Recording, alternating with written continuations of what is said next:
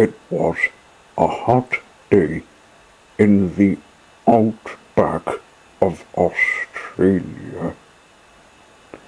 Thomas and Nia met up with the Vatican trooper, with Shane. "I want you two to help in with the work of taking some dead trees to tip today," he said. "Due to a summer bushfire, the woodland needs new seeds to take place on what's left of the burnt ones."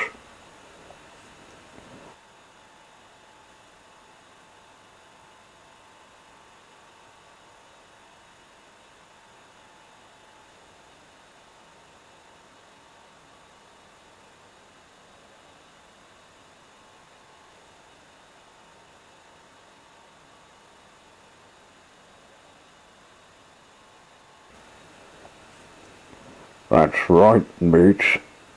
The two seasons have wet and dry," said Shane.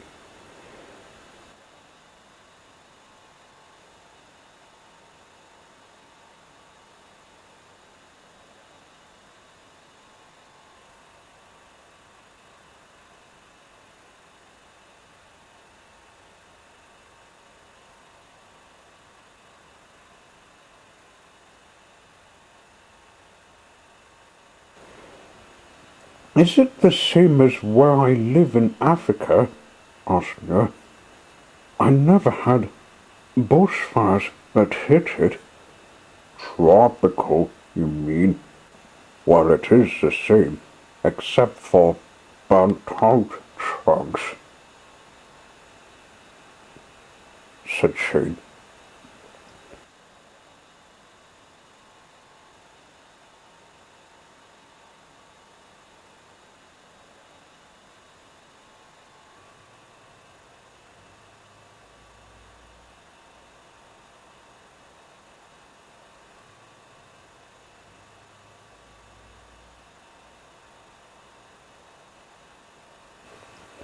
"Let's get replanting then," said Thomas. So they set to work finding how many burnt-out trees they could find. Nia, to your surprise, is quite a lover to the outback forest, even though she was looking for tea. She wanted to find what's at the far side. As she went in the woods, Nia saw the chance to take a look at the unfamiliar track.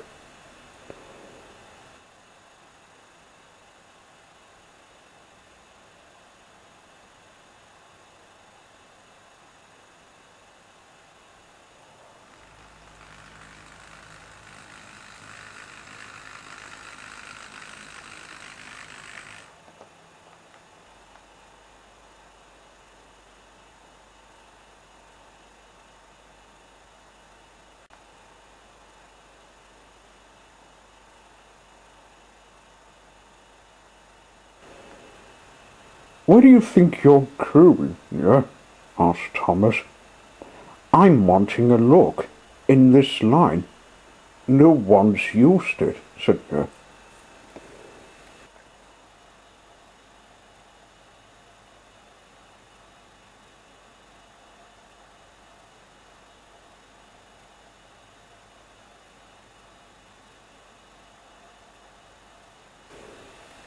"I wouldn't go in it if I was anyone, mate.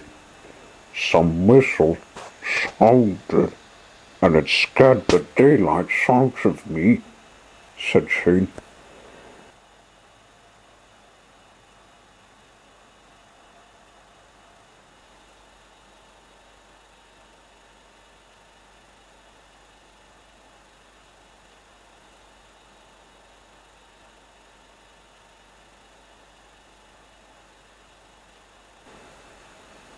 "I do believe in ghosts, but can you tell us about this whistle?"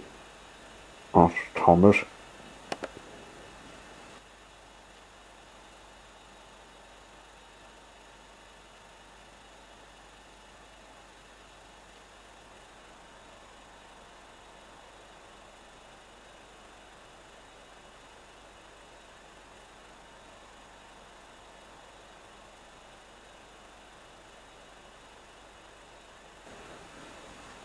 Some people that are native say there's a spirit called the Whistling Bird. It swoops down on people that go along unknown tracks and then take them to unknown places. I was lucky to know it has a cave right at the top of the Glass Mountains, she explained.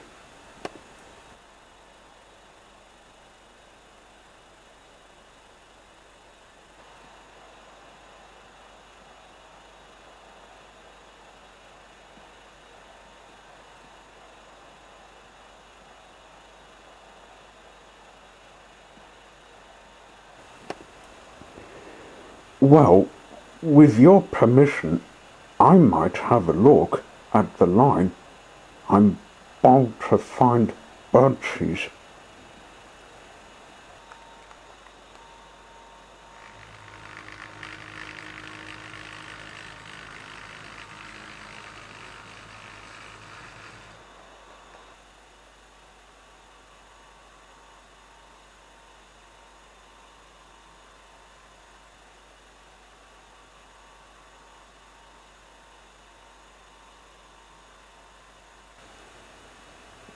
Near started to roll onto the unfamiliar track.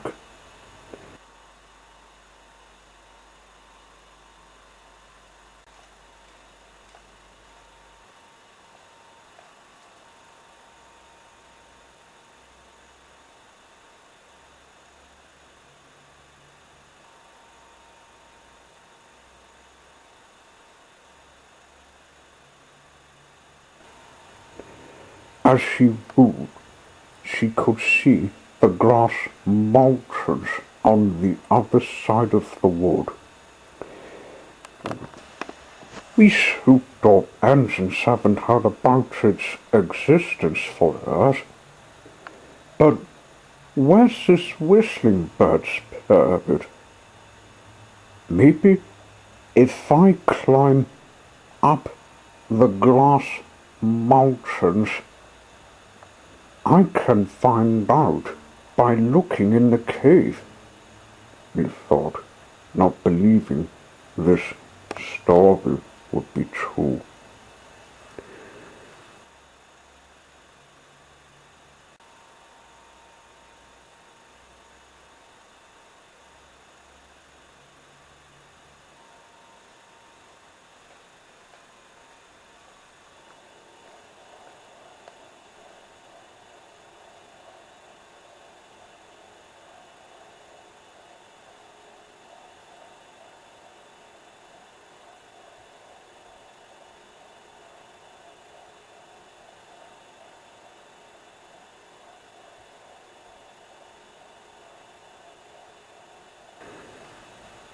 When she climbed up the Glass Mountains, she listened for the whistle.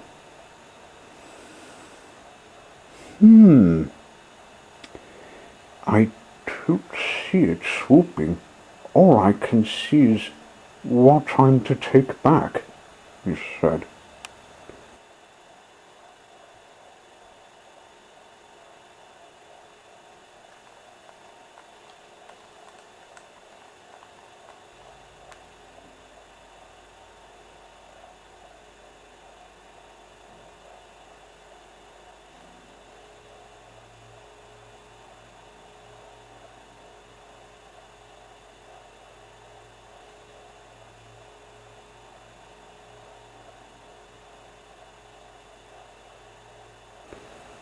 She came to the cave at the top. It seemed empty, and the whistle became a little louder.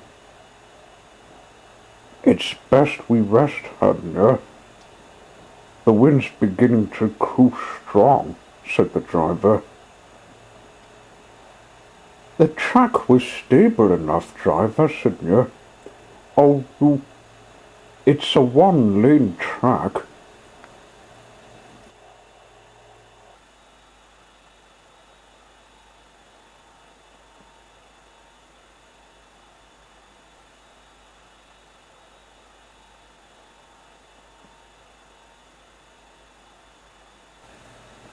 All of a sudden, a black and white object came landing beside the cave.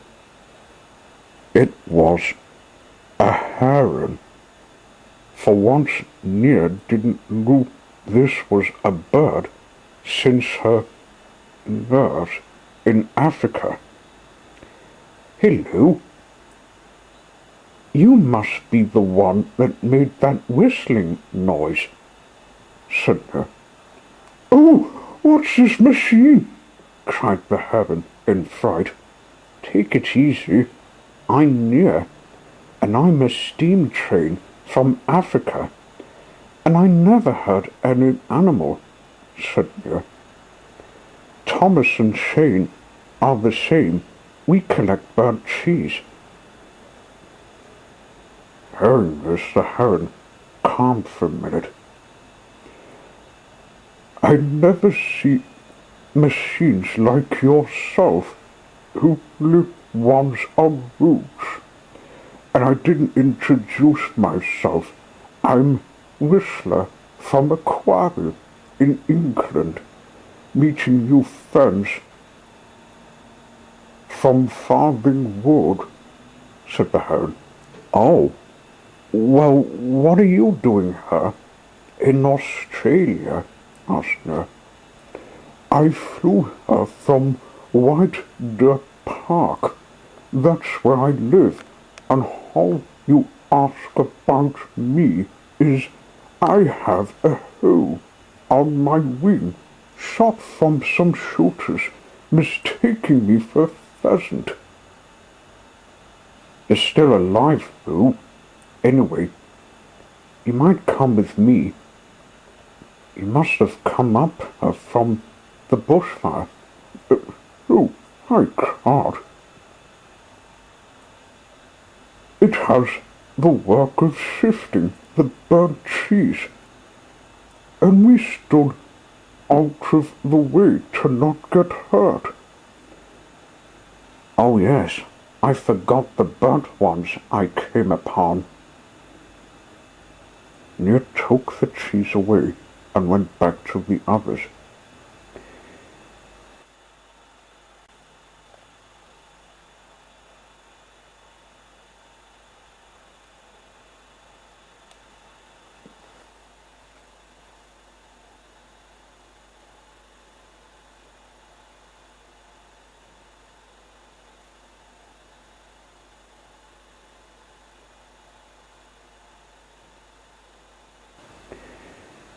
You've been gone a while, Near.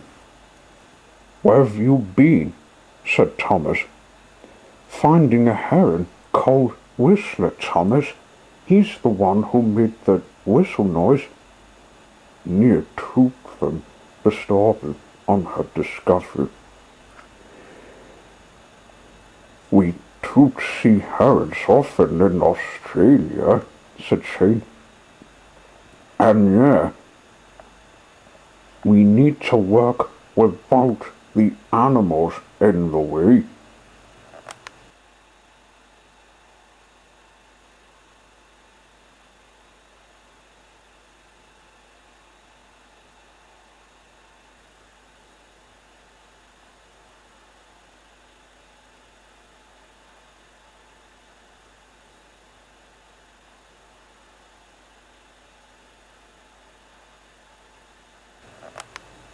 Poor thing, mistaken for game bird, said Thomas.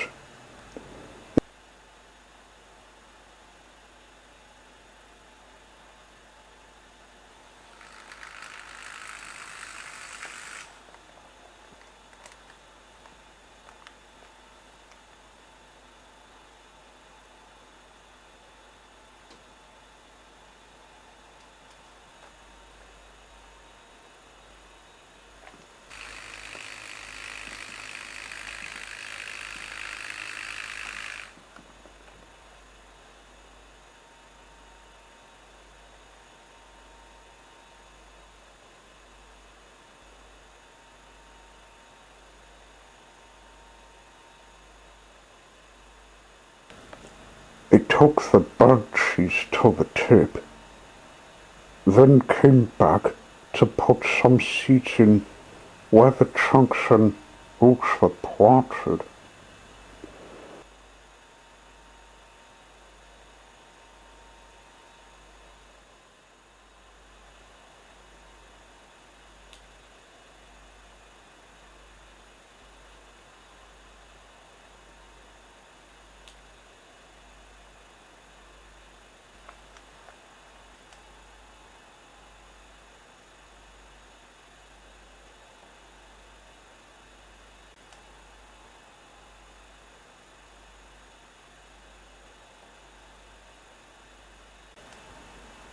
While they packed up for the night, they heard the whistle.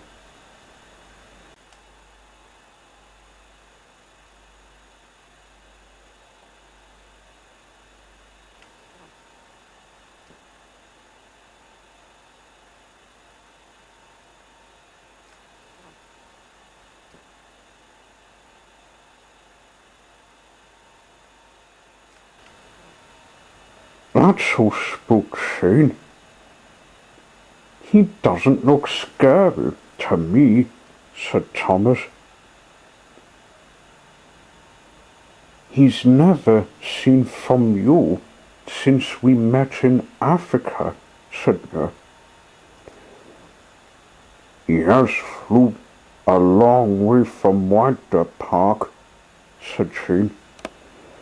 What a pity Farthing Wood has been turned into a set of houses. Whistler looked up at the engines. He did something which animals do when an engine wasn't moving.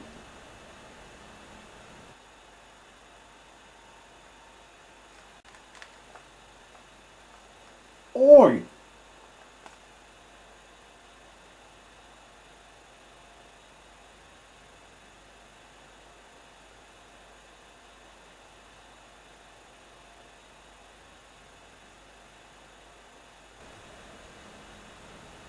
He came up to Thomas's cab, picking up a sardine fish.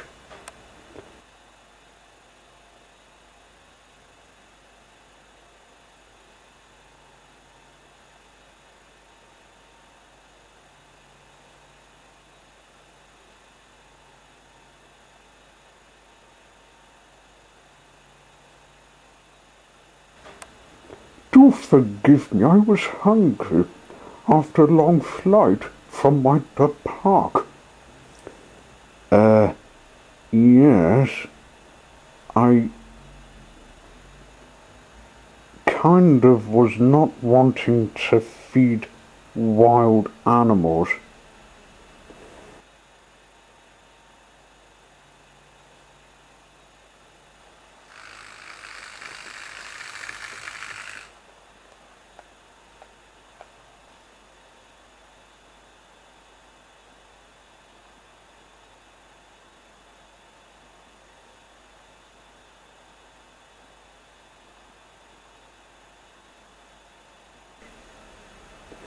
At the end of the day, Thomas, Nia, and Shane met the Vatican trooper.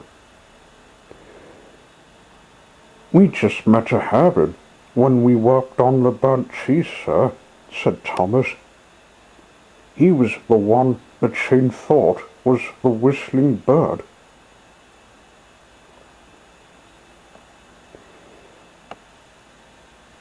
I found him in the Glass Mountains. He was still alive even though he has a hole in his wing. A heron with the Farthing Wood animals.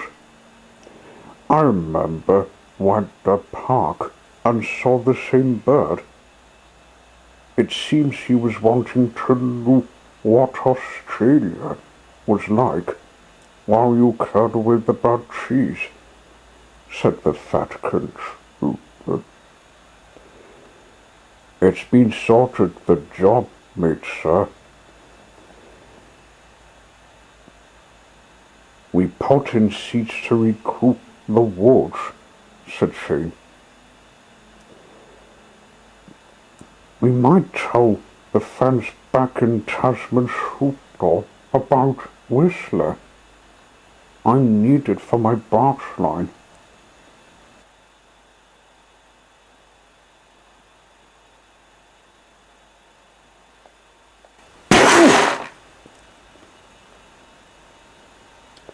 All of a sudden, there was a flap and a crash from behind the Vatican trooper.